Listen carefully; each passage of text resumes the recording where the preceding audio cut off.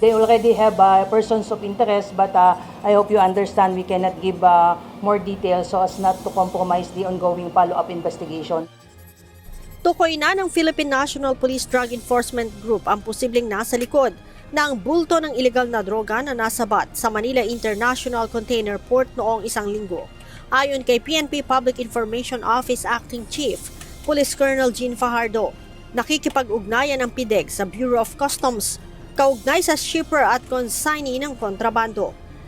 One of the red flags talaga kung bakit nagduda na sila ay dalawa po yung bills of lading. So lumalabas dalawa yung na bills of lading, ibig sabihin may iba pang hindi lang isa o dalawa yung tinitignan nilang shipper or consignee. So antayin po natin ma'am yung official report po ng Bureau of Customs. Sinabi pa ni Colonel Fajardo na kasama sa iimbestigahan ng PIDEG ay kung saan ito isusupply. So on the part of the PNP and Drug Enforcement PIDEA ay nagtutulong po sila para hindi lamang po tayo tutuon dito sa mga shipper and consignees, pati na rin po doon sa possible na end user nitong malaking bulto po ng drugs. Inaalam din ng mga otoridad kung may kaugnayan ang naturang shabu shipment sa mga naunang nasabat na ilegal na droga ng PIDEA at PIDEG sa bansa.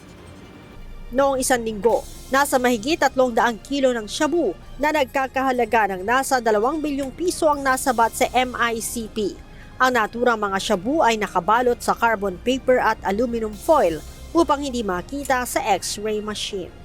Leia Ilagan, UNTV, News and Rescue. Diyos ang aming sandigan, serbisyo publiko ang aming pinahahalagahan.